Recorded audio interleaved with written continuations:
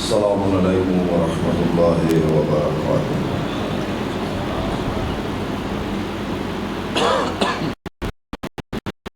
ماشاء اللہ لا حول ولا قوۃ الا باللہ العلی العظیم۔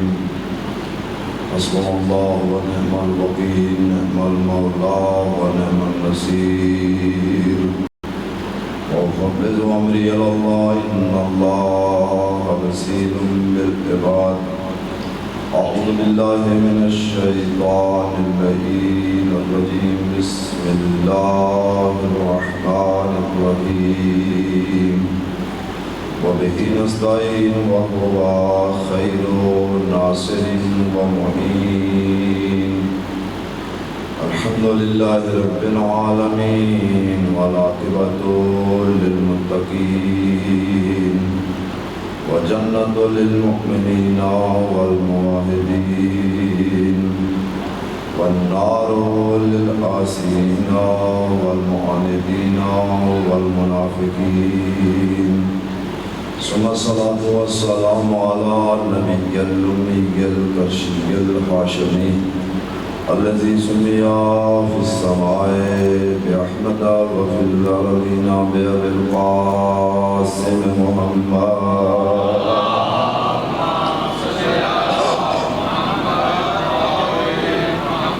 وعلى أهل بيته الطيبين الطاهرين المعصومين الذين قال الله تبارك وتعالى في حقهم وشانهم إنما يريد الله ليذهب عنكم الرجس أهل البيت ويطهركم تطهيرا۔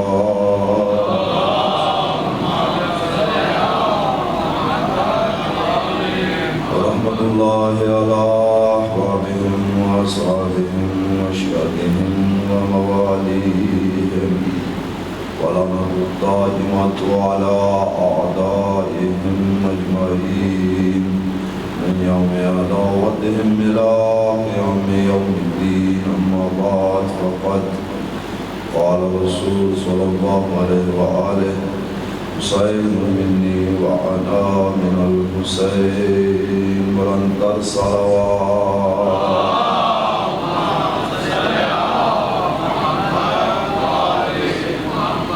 عزاداران سید الشہداء و معلومداران مولا مسلم کربلا، بارگاہ خداوندی میں دست دعا ہوں کہ اللہ تعالیٰ بانیان مجلس کی سائی کو، اس کاوش کو اپنی بارگاہ میں شرف قبولیت عطا فرمائے، اور آپ حضرات جس خلوص کے ساتھ، جس محبت کے ساتھ عشق اہل بیت اور بالاخص عشق حسین ابن علی میں اس مجلس میں ادائیگی اجر رسالت کے لیے تشریف لائے، خداوند العال آپ کی توفیقات میں اضافہ فرمائے، اور اس سوگواری اور عزاداری سید الشہداء کا بہترین سے بہترین اجر عطا فرمائے۔ خداوند قدوس مانی مجلس کے خلوص کو اور اس کاوش کو، اس مجلس اعلیٰ کا جو اہتمام کیا ہے، بانی مجلس کو اس کا بہترین سے بہترین اجر عطا فرمائے، اور بانی مجلس کے جملہ مرحومین مومنین و مومنات جو دنیا سے جا چکے ہیں ان کو مغفرت فرمائے، تاکہ باقی افراد کو صحت و سلامتی کے ساتھ روز عمر عطا فرمائے۔ آغا معظم صاحب کے فرزند ارجمند سید سمیع کچھ دنوں سے مریض ہیں، خالق یہ واسطہ محمد وآل محمد کا، یہ واسطہ سید سجاد کی غیرت کی بیماری کا، اس سیدزادے کو صحت کامل و عاجل عطا فرمائے، اس سیدزادے کے جسم سے ہر قسم کے مرض کو رفع عطا فرمائے، اور جتنے مریض ہیں سب کو شفائے کاملہ و عاجلہ عطا فرمائے۔ پروردگار اس صفحہ ازا کے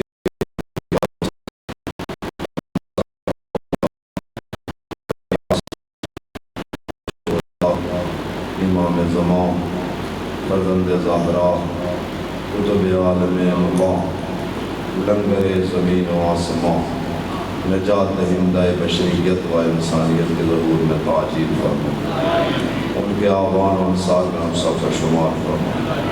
ان دعاؤں کی قبولیت کے لیے بآواز بلند صلوات۔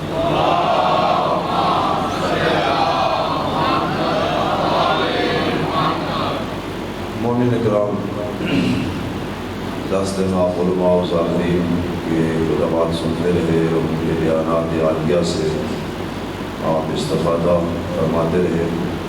ہم نے بھی اپنی بساط علمی اور اپنی علمی حدود اربع اور مبلغ علمی کا لحاظ رکھتے ہوئے کچھ نہ کچھ کوشش کی ہے کہ قرآن اور احادیث سے اہل بیت اطہار علیہ السلام سے اس کے بیر ظفار سے غواصی کر کے کچھ معرفت کے موتی اچھال کر آپ کے اذہان و قلوب کی خوبصورت مالا پہ ٹانگ سکیں۔ آج کی یہ مجلس جو وقت مجھے بتایا گیا اس کو ملحوظ خاطر رکھتے ہوئے میں کچھ گزارشات کروں گا۔ ہو سکتا ہے اس مجلس کے اندر وہ جوش و جذبہ نہ ہو جو مومن چاہتے ہیں، اور اس طرح تیزی اس مجلس میں نہ ہو، لیکن جو باتیں کروں گا ان کو آپ غور سے سماعت فرمائیں گے۔ سید الشہداء کا قیام جو قیام لازوال ہے، جو بے مثال قربانی ہے، سید الشہداء کے اس عظیم قیام کی مثال نہ اولین میں ملتی ہے اور نہ ہی آخرین میں ملے گی۔ یقیناً اس کے اندر اگر انسان غور کرے، فکر کرے، تو یہ قیام اپنے اندر اتنی وسعت رکھتا ہے۔ میں عرض کیا کرتا ہوں، متعدد مرتبہ مجالس میں بھی عرض کر چکا ہوں کہ 1400 سال اس سانحہ کو گزر گئے، لیکن آج تک اس کے اندر وہی تڑپ باقی ہے، وہی ولولہ باقی ہے، وہی جذبہ باقی ہے، اور سید الشہداء کے حوالے سے عشق اور عقیدت۔ آپ کسی کے نام کا اشتہار لگا کے دیکھ لیں، اتنا مجمع کسی کے نام پہ نہیں اکٹھا ہوتا جو سید الشہداء کے نام پہ اکٹھا ہوتا ہے۔ یہ سید الشہداء کے خون کی کشش ہے، سید الشہداء کے خون کی حرارت ہے، اور اس قیام کے اندر جو بہت سے اسرار اور رموز ہیں، یہ صبح قیامت تک انسانیت کو اپنی طرف متوجہ کرتے رہے۔ ظاہر ہے جب اتنا بڑا قیام تھا تو اس قیام کو مختلف لوگوں نے مختلف نظروں سے دیکھا۔ بعض حضرات نے اس کو طائرانہ نگاہ سے دیکھا ہے، بعض حضرات نے اس کو مائرانہ نگاہ سے دیکھا، بعض حضرات نے اس کو غائرانہ نگاہ سے دیکھا۔ اس میں مسلم اور غیر مسلم کی بھی قید نہیں ہے۔ مسلمانوں نے کسی اور زاویہ سے دیکھا ہے، غیر مسلم نے کسی اور پہلو سے دیکھا ہے۔ اس کی جماعت اتنی ہے، اس کے پہلو اتنے ہیں، اور یہ قیام اپنے اندر وسعت اتنی رکھتا ہے کہ 1400 سال گزر گئے، لکھنے والے لکھ رہے ہیں، پڑھنے والے پڑھ رہے ہیں، سوچنے والے سوچ رہے ہیں، فکر کرنے والے فکر کر رہے ہیں، شعراء مراثی اور قصیدہ لکھ رہے ہیں، لیکن آج پھر اس کے اندر وسعت اتنی ہے کہ اس پہ لکھا بھی جا سکتا ہے، اس پہ سوچا بھی جا سکتا ہے، اس پہ بولا بھی جا سکتا ہے، اس پہ مراثی بھی لکھے جا سکتے ہیں، اور اس پہ ہر طرح کا غور و فکر کے حوالے سے اپنے اندر کے قیام وسعت رکھتا ہے۔ یعنی اس قیام کو بپا کرنے والی ہستی نے اس کے اندر اتنی وسعت رکھی ہے، کیوں نہ ہو قرآن کریم کے متعلق ولایت و امامت و عصمت و طہارت و شہادت و کرامت کے 8ویں طویلہ ستارے حضرت امام علی رضا علیہ السلام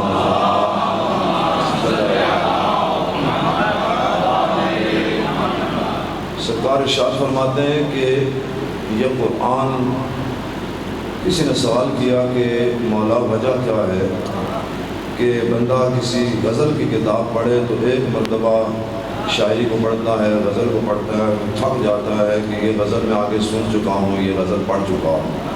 کوئی قصیدہ اچھا خوبصورت منقبت اہل بیت ایک دفعہ سنے گا، دو دفعہ سنے گا، تین دفعہ سنے گا، کہا کہ کئی دفعہ سن چکا ہوں۔ انسان کا دل بھر جاتا ہے۔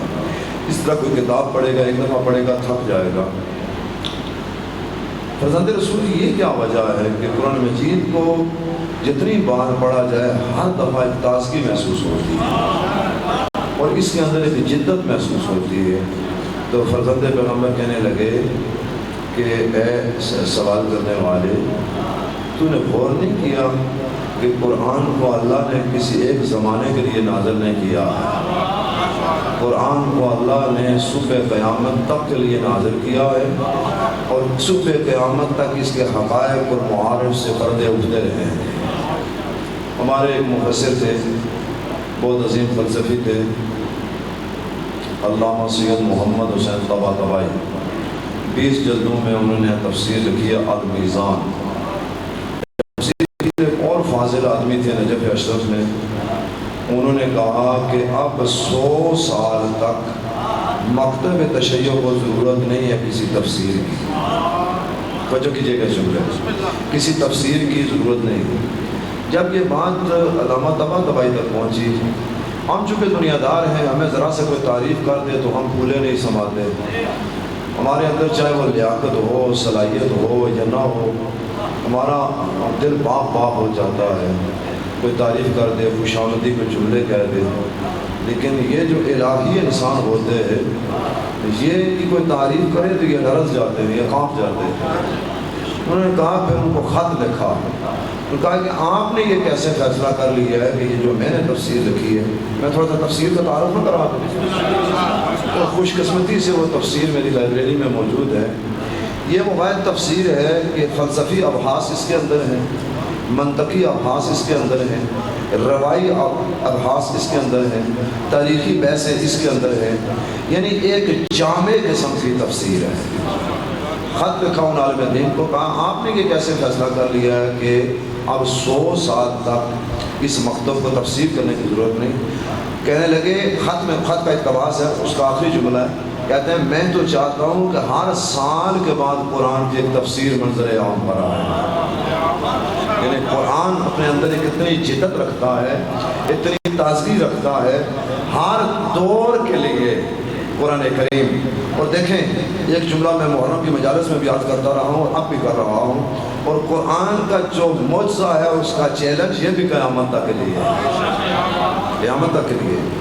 تو اب یہ کیسے ہو سکتا ہے کہ قرآن تو صبح قیامت تک بنی نوع انسان کے لیے ہدایت ہو اور سارے لوگ اسے استفادہ کریں قرآن کریم سے، اور قرآن کریم سے جو لوگ استفادہ کریں اس سے علوم، مختلف فنون اس سے اخذ کریں، اور قرآن کا وسیع چشمہ خشک نہ ہو۔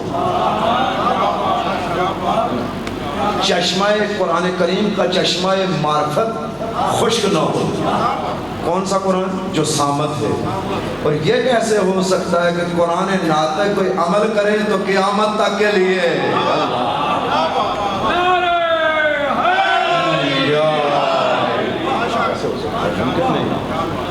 اس لیے اب آپ کو سمجھ میں آیا کہ اللہ کے پیغمبر نے کیوں کہا کہ یہ ثقلین ہیں۔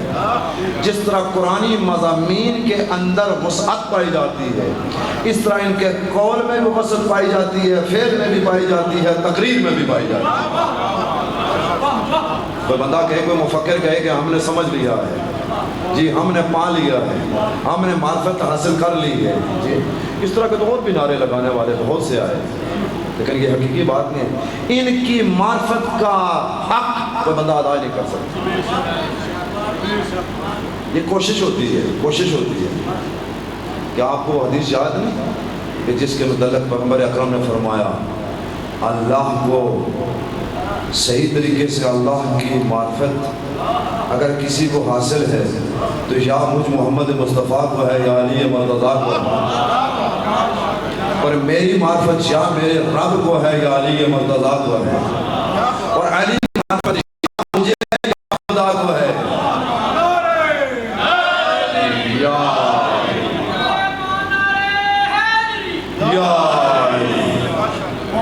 تک ان کی حقیقی معرفت جو ہے وہ ہم حاصل کر سکتے ہیں. ہمیں کوشش کا کہا گیا کہ ہم کوشش کریں، خلوص نیت کے ساتھ کوشش کریں. تو ان کا جو قیام ہے سید الشہداء کا، یہ قرآن ناطق کی تیسری آیت ہے. یہ قرآن ناطق کا تیسرا پارہ ہے حسین ابن علی. جس طرح اس کے اندر وسعت ہے، اس قیام کے اندر بھی وسعت ہے. آج کی اس مختصر مجلس میں جو ٹھیک 40 منٹ میں ختم ہو جائے گی اور ابھی سوال ہو چکے ہیں، میں تھوڑا سا خاکہ خلاصہ آپ کی خدمت میں پیش کرتا ہوں، اور پھر سید الشہداء کے کلام کی روشنی میں اس کے اوپر نقد کروں، میں اس کو اوپر تنقید کروں. جب ظاہرہ قیام آیا تو قیام نے متوجہ کیا، جواہر لال نہرو کو بھی متوجہ کیا، انٹین بارہ کو بھی متوجہ کیا، بہت سے اب مجھے نام نہیں آتے ان کو متوجہ کیا. اگر جواہر لال نہرو کو متوجہ نہ کیا ہوتا اس قیام نے تو کبھی یہ جملہ اس کا تاریخ میں نقل نہ ہوتا کہ ہندوستان کی آزادی ممکن ہی نہیں ہے. اس صورت میں ممکن ہے کہ جب تک سید الشہداء کے قیام کو نہ پڑھا جائے. یہ اس کے جملے. اب دیکھیں یہ بھی اس کا رخ تھا جو اس نے قیام کو دیکھا. اس طرح مختلف ادوار میں قیام کو لوگوں نے دیکھا. ایک طبقہ تھا اس نے قیام کو اس انداز سے دیکھا ہے کہ رد عمل کے انداز سے دیکھا کہ ایک عمل تھا، یہ اس کا رد عمل ہے. سید الشہداء کا قیام اس کا رد عمل ہے. جب ان کی تحریروں کا مطالعہ ہم نے کیا، یہ جو سادہ سی گفتگو آپ کو پسند آ رہی ہے، مولا آپ کو سلامت. تو ان کی تحریروں کا جب نظر غائب مطالعہ کیا کہ یہ انہوں نے کیوں یہ فکر بنائی ہے، تو اس کے اندر یہ بات سامنے آئی. خلاصہ ایسے مفکرین کا خلاصہ، وہ خلاصہ یہ ہے، وہ فرماتے ہیں کہ اصل میں یزید نے بیعت کا مطالبہ کیا اور سید الشہداء نے کہا کہ میں بیعت نہیں کروں گا. یزید نے بیعت کا مطالبہ کیا، نہ وہ یزید بیعت کا مطالبہ کرتا اور نہ سید الشہداء یہ قیام کرتا. یہ پہلی چیز ہے. بیعت کا مطالبہ نہ کرتا تو سید الشہداء نہ اٹھتے. یہ اتنا بڑا قیام، اتنا خونی انقلاب، اتنا سرخ انقلاب جو سید الشہداء نے بپا کیا ہے، یہ نہ ہوتا. یہ پہلی. یہ جو ایسے مفکرین ہیں، ان مفکرین میں سے پہلی یہ چیز سامنے آئی ہے کہ جس میں کہتے ہیں یہ ایک عمل تھا اور یہ سید الشہداء کی طرف سے اس کا رد عمل ہوا ہے. بس یہ اس قیام کی تفسیر ہے. میں ایک ہی جملے میں اس قیام کی تفسیر کو رد کرنا چاہتا ہوں، اس کو باطل قرار دینا چاہتا ہوں. یہ تفسیر سید الشہداء کے مزاج امامت سے مطابقت نہیں رکھتی. یہ اہل بیت اطہار علیہ السلام کے مزاج سے مطابقت نہیں رکھتی کہ کوئی بندہ عمل کرے تو یہ جذباتی ہو کر رد عمل کے طور پر کوئی عمل انجام دے. جہاں پر میں ایک جملہ کہتا ہوں، آپ بڑا بیدار مجمع ہے، بڑا سمجھدار مجمع ہے، بڑے بہترین اور خوبصورت آپ سامع ہیں، آپ بات کو بڑے اچھے طریقے سے اس کے اندر غور و فکر کرتے ہیں اور بات کو بڑی جلدی پاتے ہیں اور بات کی تہ تک چلے جاتے ہیں. میں یہاں پہ کہا کرتا ہوں اس تفسیر کو رد کرنے کے لیے، تفسیر کو باطل قرار دینے کے لیے اور اس تفسیر کو مردود قرار دینے کے لیے ایک جملہ کہا کرتا ہوں، سید الشہداء کا یہ مزاج نہیں ہے، یہ سید الشہداء کے یہ مزاج حسین نہیں ہے، یہ مزاج حسینیت نہیں ہے، یہ مزاج ولایت نہیں ہے، یہ مزاج امامت نہیں ہے کہ کوئی عمل کرے تو یہ رد عمل کریں، بلکہ عمل یہ کرتے ہیں، رد عمل کوئی اور کرتا ہے. سلامت رہیں.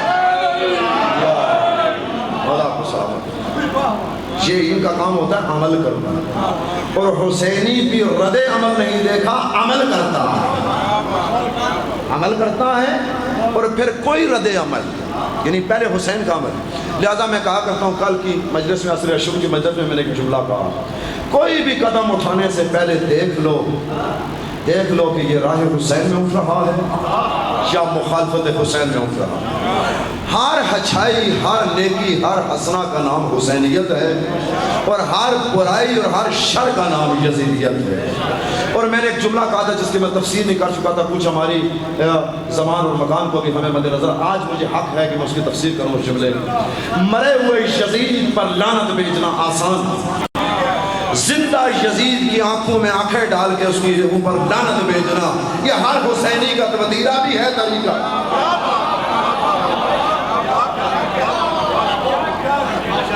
مولانا یزید کو سب و شتم کرنا جائز ہے، بہت اچھی بات ہے۔ جو یزید کے متعلق ذرا برابر بھی نرم گوشہ رکھے، لوگ کہتے ہیں نا مسلمان، میں کہتا ہوں وہ انسان ہی نہیں، وہ انسان کہلانے کا حقدار نہیں۔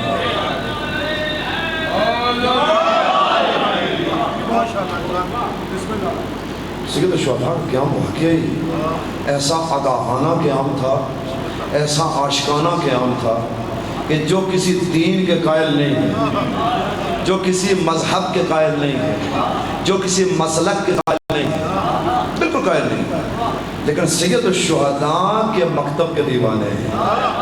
وہ مکتب پتہ ہے کون سا؟ اس کا تعارف کراؤں ایک جملے، اس کو کہتے مکتب شہادت، مکتب قربانی، مکتب ایثار۔ اسی لیے بڑے بیدار مرد نے، اگر مصرع میرے ذہن میں آ گیا، بیدار مرد، ہوش مند، دانش مند، اہل فکر، عظیم مفکر، جوش نے بڑے خوبصورت دو جملے کہے، جو آزاد ہیں۔ اب میں ان کا مفہوم بیان کروں گا، ہو سکتا ہے مصرع اس وقت میرے ذہن میں نہ آئے۔ وہ کہتے ہیں کہ جو لوگ آزاد ہیں، جو لوگ آزاد ہیں ہر ایک مذہب و خیال سے، جو لوگ آزاد ہیں ہر ایک مذہب و خیال سے، وہ لوگ بھی اسیر ہیں تیری زلفوں کے جال میں۔ کس کو؟ سید الشہداء کو خطاب کر کے کہہ رہے ہیں، کہتے ہیں جس کا کوئی دھرم نہیں، جس کا کوئی مذہب نہیں، جس کا کوئی دین نہیں، جس کا کوئی مسلک نہیں، لیکن تو اتنا عظیم انسان ہے کہ تیرے در پہ وہ سر جھکاتا ہوا نظر آتا۔ اس لیے میں کہتا ہوں جو یزید کا حامی ہے وہ انسان کہلانے کا حقدار نہیں ہے۔ اس لیے میں کہتا ہوں، اچھا دیکھیں یہ ایک جملہ، بعض چیزیں ایسے ہوتی ہیں فیس بک کی چیزیں میں ممبر پہ کبھی نقل نہیں کرتا ہوں چونکہ اس کا اعتبار نہیں ہوتا، لیکن بعض چیزیں جب تحقیق کی چھاننی میں چھن جائیں، جب تحقیق کی کسوٹی میں پورا اتر جائے تو ان کو بیان کرنے میں کوئی حرج نہیں ہے۔ اسی طرح کسی دوست نے یہ جملہ کہا جو مجھے بڑا پسند ہے، جب اس کو میں غور و فکر کیا تو یہ جملہ مجھے صحیح لگا۔ وہ یہ تھا کہ میں نے غور کیا ہے بڑی دقت سے، میں نے دیکھا ہے حسین کے چاہنے والے ہندوؤں میں بھی ملیں گے، حسین کے چاہنے والے سکھوں میں بھی ملیں گے، حسین کے چاہنے والے عیسائیوں میں بھی ملیں گے، حسین کے چاہنے والے یہودیوں میں بھی ملیں گے، حسین کے چاہنے والے جنہوں نے اعلان کیا تھا کہ ہم نے خدا کو اپنی سرحدوں سے نکال دیا ہے، وہاں پہ بھی حسین کے چاہنے والے ملیں گے، لیکن یزید کے چاہنے والے صرف مسلمانوں میں ملتے ہیں۔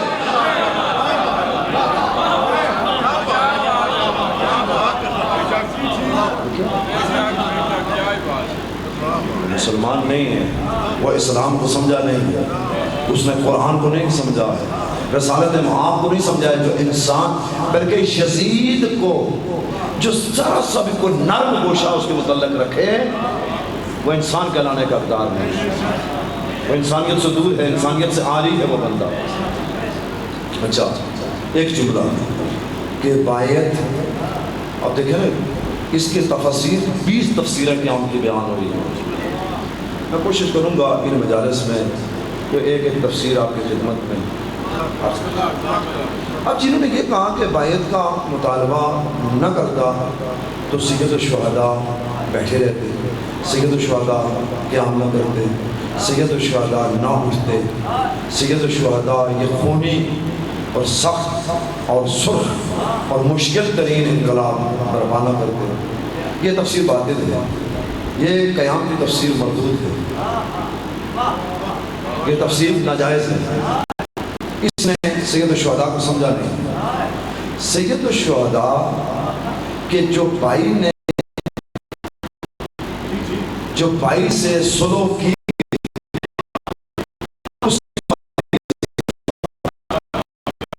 یاد رکھیں معاہدہ مشرک سے بھی ہو جائے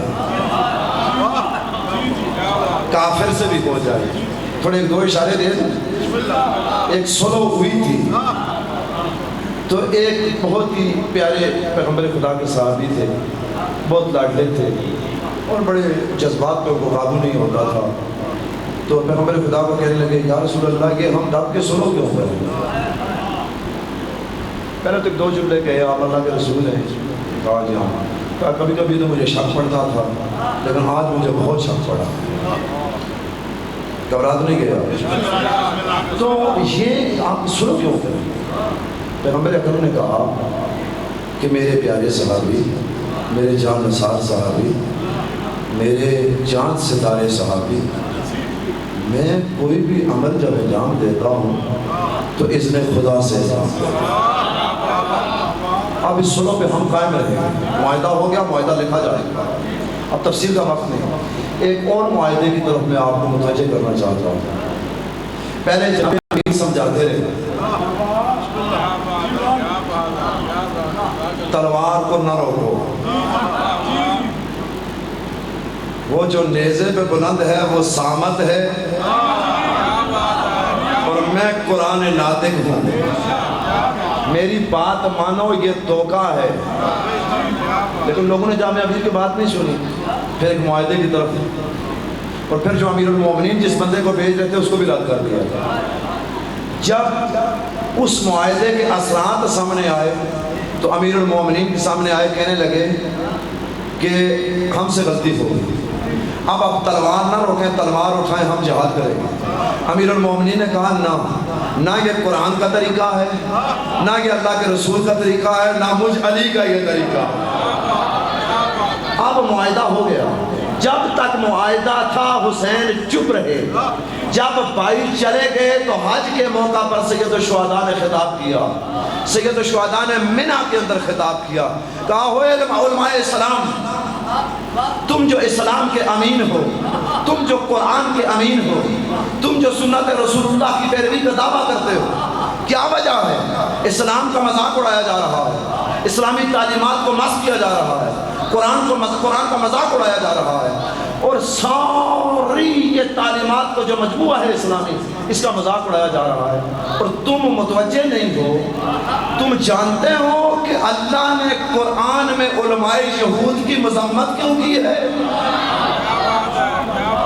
اس لیے تو شہداء کے خطبے کا اقتباس ہے. تم جانتے ہو کیوں مذمت کی ہے. علماء یہود کی مذمت اس لیے کی ہے کہ وہ ناحق بات پہ بھی جی بسم اللہ کہہ کر صرف اپنی تجارت کے لیے خاموش ہو جاتے تھے, بولتے نہیں تھے. اور دین خدا ان کے سامنے دین خدا میں تحریف ہو جائے, دین خدا مسخ ہو جائے, دین خدا کو برباد کر دیا جائے اور اس کو نقصان پہنچایا جائے, وہ نہیں بولتے تھے. تم علماء ہو, تم عالم ہو. اور یہاں پہ ایک جملہ جو کہا ہے نا, یہ آپ بھی اس پہ غور کریں, میں بھی غور کروں, ہر وہ بندہ جو سید الشہداء کی مجلس سننے کے لیے آیا وہ غور کرے. اور بس اسی جملے پہ میں ختم کر کے آج میرا جی چاہتا ہے کہ کچھ مصائب کے جملے آپ کی خدمت میں عرض کریں. یہ جملہ ہے, ہر بندہ غور کرے گا اس جملے. پہلے میں اس کو ترجمہ کروں گا, مختصر اس کی تشریح کروں گا. سید الشہداء نے فرمایا, ہے علماء اسلام, یہ امت کے علماء جو وہاں پہ بیٹھے تھے, اس حج میں سے بھی, اس منی کے میدان میں بھی کچھ چیدہ افراد کو نکالا, صاحبان علم تھے, ان سے خطاب ہے. کہا تمہاری آبائی رسمیں ٹوٹے ہیں. اس جملے میں سمجھنا ہے, بس اس جملے میں مجلس ختم ہو جائے گا. یہ میں جواب دینا چاہتا ہوں اس کا جو نظریہ قائم کیا گیا بیعت والا. تمہاری آبائی رسمیں ٹوٹے تو تم چیخ پڑتے ہو, شور مچاتے ہو, احتجاج کرتے ہو, جلوس نکالتے ہو, واویلا کرتے ہو. دین خدا پہ مشکل وقت آیا ہوا ہے اور تم خاموش بیٹھے ہو.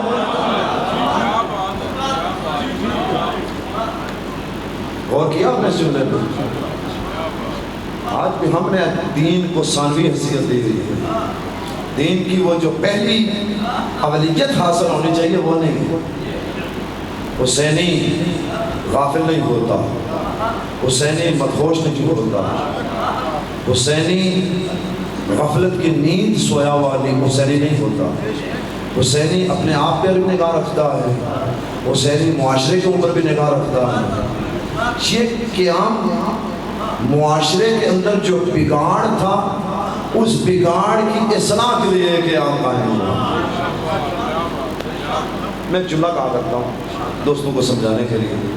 کہا نا سید الشہداء نے کہ انما خرجت لطلب الاصلاح فی امت جدی اريد ان امر بالمعروف وانهى عن المنکر.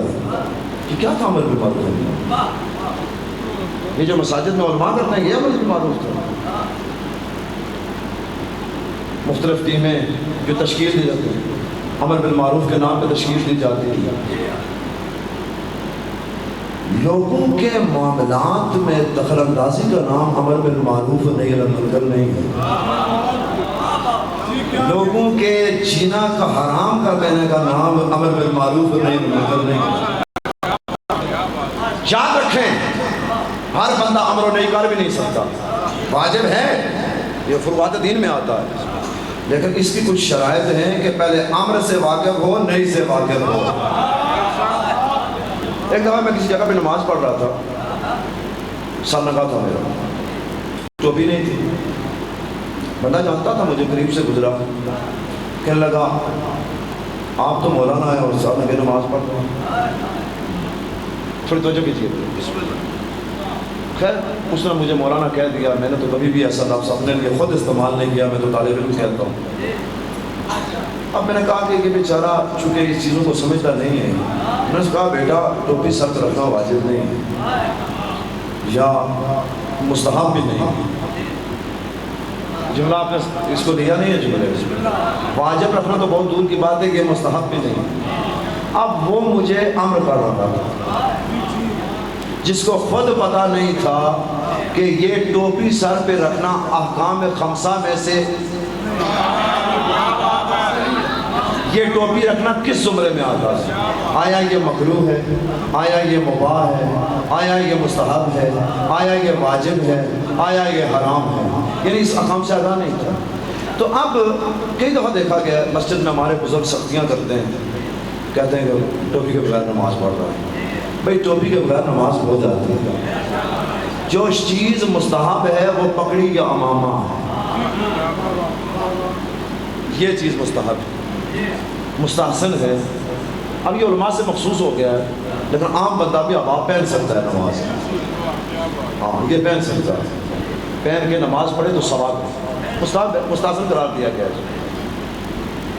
امر بالمعروف یہ نہیں ہے. امر بالمعروف کے لیے امر بالمعروف نہی عن منکر وہ کرے جو سارے معروفات کو جانتا ہو، سارے منکرات کو جانتا ہو.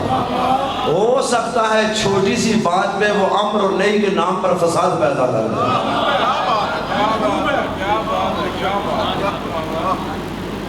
معاشرہ ہنج منج کا شکار کیوں ہوتا ہے؟ اور یاد رکھیں تبلیغ ہر بندے کے پاس کا کام نہیں ہے. ہر بندہ تبلیغ کرنا شروع کر دے، لوگوں کو امر نہیں کرنا شروع کر دے. ہر بندہ تو ہو سکتا ہے، میں کہاں کرتا ہوں، اتنا فساد لڑائی جھگڑوں سے نہیں ہوا ہے، تیر و تلوار سے نہیں ہوا ہے، جتنا امر و نہی کے نام پر ہوا ہے. اچھا سید الشہداء کون سا امر بالمعروف کرنا چاہتے ہیں؟ ہم یہی سمجھتے ہیں نا امر بالمعروف کرنا، غلط کام نہ کرو، صحیح کام کرو. بازار میں چلے گئے تو گوشت کم تول رہے ہو، اس کو برابر تولو، ترازو صحیح رکھو.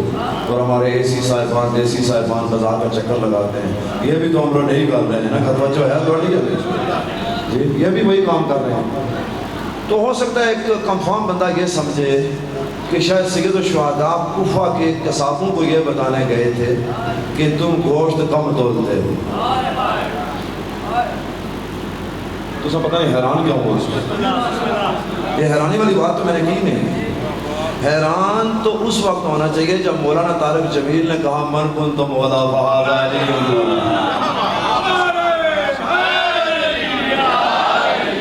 کہنے لگے میں تمہیں صحیح حدیث سنا رہا ہوں لیکن آپ کے چہرے پہ حیرانی دیکھ رہا ہوں. میں صحیح حدیث سنا رہا ہوں. وہ جملہ ان کا بڑا خوبصورت جملہ. وہ مجمع سارا حیران ہو گیا چونکہ انہوں نے مولا طارق جمیل حفظہ اللہ تعالیٰ سے پہلی دفعہ یہ سنا کہ مولا علی. وہ کہنے لگے کہ آپ سمجھتے ہیں کہ شاید یہ شیعہ کہتے ہیں. شیعہ صحیح ہے. ہمیں علی کو حضرت علی نہیں کہنا چاہیے, مولا علی کہنا چاہیے. چونکہ پیغمبر ہمیں علی کو حضرت بنا کے نہیں گئے, مولا بنا کے گئے.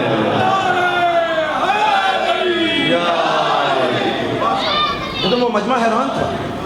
ہاں اچھا چلو ٹھیک ہے, تم نعرہ لگا لو. شاباش بیٹا, لگاؤ نعرہ, لگا لو. بہت اچھے بیٹا, ماشاء اللہ. تو اس میں وہ جب وہ دیکھا تو حدیث تو انہوں نے بیان کر دی, انہوں نے اپنے انداز سے بیان کی. بہت عظیم انسان ہے, اللہ ان کو طول عمر دے اور صحت و سلامتی دے. کبھی جب آپ خرچہ کرتے ہیں تو خرچہ کرنے 1200 روپے کی کتاب ملتی ہے, گلدستہ یا بیت. یہ مولانا طارق جمیل نے لکھی ہے اور اپنے انداز سے لکھی ہے, لیکن اپنے انداز سے لکھ کے خوب ترجمانے کیا ہے.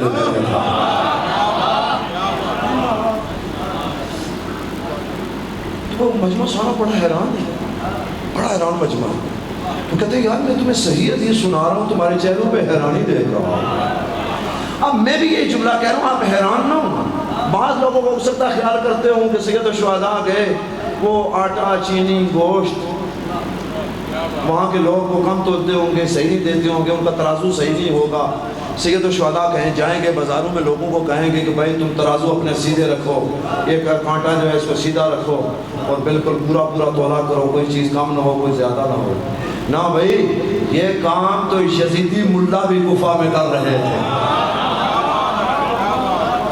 تھے ملا یا نہیں تھے؟ ملا تھے, مفتی تھے جو حکومت سے وابستہ تھے, یہ کام وہ کر رہے تھے بلکہ بڑے بہتر انداز میں کر رہے تھے. لیکن جو سب سے بڑا منکر یزید تھا, نہیں جملہ آپ نے قدر نہیں کیے جملے کی, سب سے بڑا جو منکر یزید تھا منکرات میں سے, اس کی طرف متوجہ نہیں تھے. اس لیے سید الشہداء نے مدینہ چھوڑا کہ میں تجھے امر کرنا چاہتا ہوں اور اس منکر سے بات رکھنا چاہتا ہوں جو یزید کی صورت میں ہے.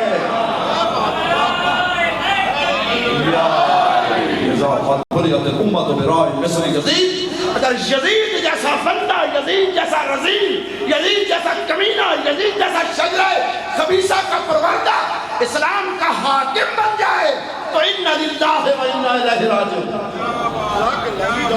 میں اس اسلام کے اوپر فاتحہ پڑھتا ہوں, یہیں سے میں کہا کرتا ہوں بھائی اسلام کا رٹ لگانا, اسلام کا نعرہ بلند کرنا, پہلے دیکھ تو لو کہ کون سا محمدی اسلام ہے اور کون سا یزیدی اسلام ہے.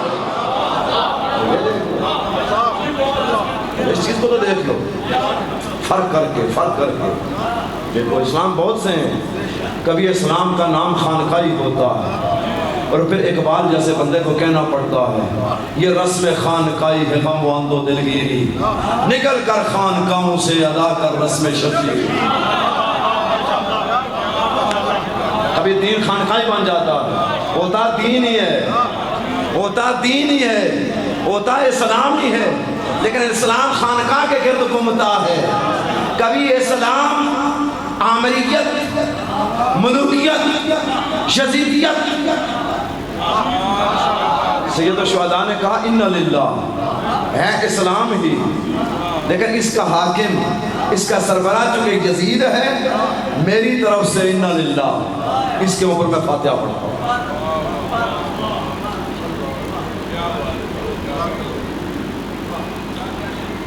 چونکہ وقت جو مجھے بتایا گیا تھا وہ وقت قریب آ پہنچا, میں اپنی گفتگو کو یہاں پر روکتا ہوں اور یہ جو مجالس ہیں میں کوشش کروں گا اپنی بساط کے مطابق آپ کی خدمت میں کچھ گزارشات یہ مجالس میں کرتا رہوں گا. آج میں چاہتا ہوں کہ آپ کی خدمت میں کچھ مسائل عرض کروں. عزادارو, عشرہ ہندو, ایک عشرہ حسین ابن علی ہے, دوسرے کو عشرہ میں نے اصطلاحی معنوں میں کہا ہے. اس عشرے کے دن ہمیں معلوم ہے اس کے 10 دن ہیں، اور دوسرا عشرہ جو ہے اس کے دنوں کی تعداد بھی معلوم نہیں ہے۔ یہ جو دوسرا عشرہ ہے یہ مسائل کے حوالے سے بڑا پردرد ہے، بڑا پرسوز ہے۔ زیادہ طویل پڑھوں گا نہیں، مختصر۔ ادھر سید الشہداء کا سر نو کی نوزہ نیزہ پہ بلند ہوا، فرشتوں کے ہاتھوں سے تسبیح چھوٹی، زمین پہ زلزلہ آیا، آسمان سے سرخ خون کی بارش ہوئی، عجیب قسم کی سرخ آندھیاں چلیں، نو کے نیزہ پہ سر سوار ہو گیا۔ عزادارو، اگر بات یہیں پہ ختم ہو جاتی تو پھر نہ یہ ماتم ہوتا، نہ یہ مجلس ہوتی، نہ یہ نوحہ اور نہ یہ گریہ ہوتا۔ ایک منحوس آواز بلند ہوئی، لوٹو تبرکات علی و بطول کو، قیدی بنا کے لے چلو آل رسول۔ عزادارو، یہ ملعین اس گھر کی طرف بڑھے جو خانوادہ تطہیر تھا، وہ خیام جن میں مخدرات عصمت و طہارت تھیں۔ خدا غریق رحمت فرمائے علامہ حسین بخشاڑا رحمت اللہ علیہ پر اصحاب الجمین کے اندر ایک جملہ لکھا، کہتے ہیں کہ اس طرح نہیں کیا جس طرح شکاری آگ لگاتا ہے چاروں اطراف سے، اس طرح آگ لگائی انہوں، اس طرح کا سے آگ لگائی، شعلے بلند ہونا شروع ہوئے۔ اللہ نہ کرے کسی گھر کو آگ لگے، اللہ نہ کرے کسی گھر کو آگ لگے، دعا مانگا کرو گھر کو آگ نہ لگے۔ اگر لگے بھی تو اس گھر کو آگ نہ لگے جس گھر میں مرد کوئی نہ ہو۔ عزادارو، اس کو یاد کر کے تمہارے چھٹے امام روتے تھے۔ چھٹے امام کے گھر میں منصور نے جب آگ لگائی تو امام اپنی بیویوں کو لے کے گھر سے باہر نکلے، آواز بلند گریہ کیا۔ راوی نے پوچھا، فرزند پیغمبر کیا وجہ ہے، کیوں گریہ کر رہے ہیں؟ آپ معصوم امام ہیں، فرزند رسول اللہ ہے، صبر سے کام لیں، حوصلے سے کام لیں۔ کہا، میں اپنے گھر کو جلتا ہوا دیکھ کے نہیں رو رہا، مجھے عصر عاشور سید الشہداء کے میری آقا میں موجود ہوں، تو میری خواتین کی حالت کیا ہے، ان کا اضطراب کیا ہے۔ ارے اس وقت صرف سید سجاد تھے اور کوئی مرد تھا ہی نہیں، زینب و ام کلثوم کا کیا حال ہوا ہوگا۔ عزادارو، یہ بڑے خیمے جلتے گئے، آخری ایک خیمہ تھا سید سجاد کا۔ ایک مرتبہ میری آقا دادی سب بیویوں کو لے کے سید سجاد کے پاس آئی اور بیمار امام کا شانہ ہلایا اور کہتے ہیں، سید سجاد بیٹا ذرا آنکھیں کھولو، بیٹا سید سجاد آنکھیں کھولو، میں شریعت کا مسئلہ تم سے پوچھنے آئی ہوں۔ عزادارو، سید سجاد کی آنکھ کھلی تو زندگی میں پہلی مرتبہ ایک عجیب منظر دیکھا۔ یہاں پر ایک میں جملہ کہتا ہوں، ہمارے پاس ذاکرین اور بعض خطبہ اور واعظین جو یہ پڑھتے ہیں کہ کوئی بی بی سید الشہداء شہید ہو گئے تھے تو وہاں پہنچ گئی تھی۔ اس بات کو علامہ نقل نے بھی لکھا ہے، یہ بیویاں ہماری طرح بیویاں نہیں تھیں، جہاں ایک امام بیٹھا کے گیا تھا وہیں بیٹھی رہی، اس وقت تک نہیں نکلی جب تک دوسرے امام نے نہیں کہا۔ کہا، سید سجاد میں تجھ سے پوچھتی ہوں، ہمارے خیموں کو آگ لگ گئی ہے، ہمارے خیموں کو آگ لگ گئی، بتا کہ جل مریں یا خیموں سے باہر نکلیں۔ سلام ہو علی کی لاڈلی پر، سلام ہو حضرت۔ ان کو یہ کیوں کہا؟ یہ جو مجھ جیسے جاہل بندے کو یہ مسئلہ پتا ہے تو عالمہ غیر معلمہ کو پتا نہیں تھا؟ ہو سکتا ہے بی بی جانتی تھی یہ وقت کا امام ہے، اللہ کی حجت ہے۔ اگر یہ کہے تو چونکہ میرے سر میں چادر نہیں ہے تو مجھے چل کے مرنا پسند ہے، میں بدوائے عام میں نہ جاؤں۔ بس امام نے امامت کا پہلا مسئلہ کہا، پھپھی اماں یہ اپنے بالوں کے اوپر خاک کربلا ڈالیں اور باہر کی طرف نکلے۔ عزادارو یہ جملہ جو میں حدیث کی حدیث اتنی معتبر ہے، اتنی مستند ہے، یہ نوح ہے، یہ اور نوح ہے بی بی کی زبان سے نکلا ہوا۔ اور آج سے 2 سال پہلے ARY نیوز پہ مولانا طارق جمیل نے بھی یہی جملے پڑھے تھے، اور ہماری کتب مقاتل کے اندر بھی یہ جملہ ہے۔ بی بی نے چھوٹے چھوٹے بچوں کو ساتھ لیا اور تمام علی و زہرا کی بیٹیوں بہو کو لے کر بی بی علیکن بالفرار خیمے سے باہر نکلی، اور زبان پر پتہ کیا جملہ تھا؟ دیکھ رہی تھی مدینہ کی طرف اور کہہ رہی تھی یا رسول اللہ صلی علیہ ملیک السماء ھذا حسین مرمل بدماء ومقطع الاعضاء وبناتک سبایا۔ کہتی تھی اے اللہ کے رسول آپ کے اوپر آسمان کے ملائکہ درود بھیجتے ہیں، سید آپ کے اوپر آسمان کے ملائکہ درود بھیجتے ہیں، ذرا اٹھئے تو صحیح، دیکھیے آپ کا فرزند جو آپ کے کندھوں پر بیٹھ کر مدینہ کے گلیوں کی سیر کرتا تھا وہ خاک و خون میں غلطان پڑا ہے۔ اس کے بعد ایک عجیب جملہ کہا زادارو، اگر گریہ کرنا چاہتے ہو تو دیکھنا میری طرف، کہا وَمَقَطَّعُ الْآزَارِ، میرے نانا ظالم جب انگوٹھی اتار رہا تھا نا، انگوٹھی نہیں اتری تو پورا ہاتھ کاٹ کے لے گیا، وَمَصْلُوبِ الْأَمَامَةِ وَالرِّدَاءِ، اس کا امامہ بھی لوٹ لیا، چادر بھی لوٹ لی، کفن بھی لوٹ لیا۔ اور اگلا جملہ کوئی ایسا درد بھرا بین تھا میری آقا زادی کا، وہ کہتی ہے وَبَنَاتُکَ سَبَایا، میرے نانا تیرے پاس اگر قیدی آئیں عورتوں کے ہاتھ بھلے ہوئے ہوں تو میرے نانا آپ کھول دیتے تھے، کوئی خواتین میں سے اگر کوئی ننگے سر ہو تو آپ قیدیوں کے اوپر اپنی چادر ڈالتے تھے۔ میرے نانا آج دیکھو تمہاری بیٹیوں کے گردن پسے گردن بنے ہوئے۔ عزاداروں نکلی بیبیاں اس انداز سے نکلی، پھر ایک ایسے مقام پر پہنچیں، ایسے مقام پر پہنچیں کہ صحرا تھا، ہاں صحرا تھا، صحرا میں رات گزاری علی و زہرا کی بیٹیوں نے، چھوٹے چھوٹے بچوں نے۔ یہ روایت میں نے کبھی ممبر سے نہیں پڑھی اور پڑھنا چاہتا ہوں، ویسے شامل غریبہ میں علماء و ذاکرین پڑھتے ہیں، کہتے ہیں کسی نے کہا کہ اب زوجہ حر کو تیار کیا جائے اور اس کو پانی لے کر بھیجا جائے، ان پیاسوں کو پانی پلایا جائے، پانی پلایا جائے، عزادارو پانی پلایا جائے۔ کہاں ہے؟ خیمے تو جل گئے تھے، بی بی کھلی آسمان کے نیچے بیٹھی ہے، پانی دیا جائے۔ اب زوجہ حر تھی یا کوئی اور تھا، اور بعض مقاتل نے لکھا مجھے اس سے بحث نہیں ہے، البتہ پانی لے کے کوئی قافلہ ضرور آیا ہے۔ خواتین آئے ہیں اور ایک مرتبہ ذاکر شامل غریباں آقائے شریعت قلب عابد صاحب اتحادی فرماتے تھے کہ جب قریب آئے تو دور سے آقا زادی نے جب دیکھا نا کوئی لالٹین اور شمع آ رہی ہے تو ایک مرتبہ کہا فضا تو کنیز ہے اما فضا، ان کو جاؤ ہمارے پاس لوٹنے کے لیے کچھ بھی نہیں، میرے چھوٹے چھوٹے بچے ہیں جن کو میں ابھی سنبھالے دے رہی ہوں، تسلیہ دے رہی ہوں، اب چلے جاؤ۔ جب فضا آگے بڑھی تو کسی نے کہا ہمیں لوٹنے نہیں آئے ہیں، یہ تھوڑا سا کھانا اور پانی ہے۔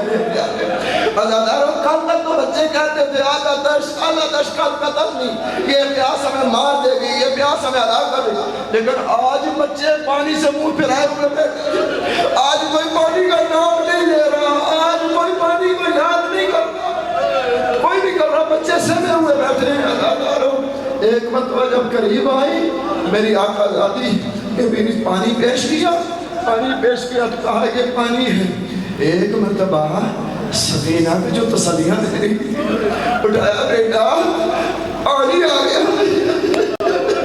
بیٹا پانی آ گیا۔ میری آقا زادی اٹھی کہتی ہے کیا کچا باہر آ گئے؟ کہتے ہیں نہیں زوجہ حر پانی لے کے آئی ہے، بیٹا اسے پانی پیو۔ کہا پھوپھی اماں پھر مجھے کیوں پانی دیتی ہے؟ کہا اس لیے کہ یہ تہذیب آل محمد ہے کہ چھوٹے کو پہلے پلایا جائے، سب سے پہلے چھوٹے کو پلایا جائے۔ میری آقا زادی نے وہ جام لیا، جام لے کے چلی مقتل کی طرف۔ کہا سکینہ کہاں جا رہی ہو؟ کہا پھوپھی اماں محمد یہ ہے کہ چھوٹے کو پہلے لیا جائے۔ ارے اصغر تو مجھ سے بھی چھوٹا ہے۔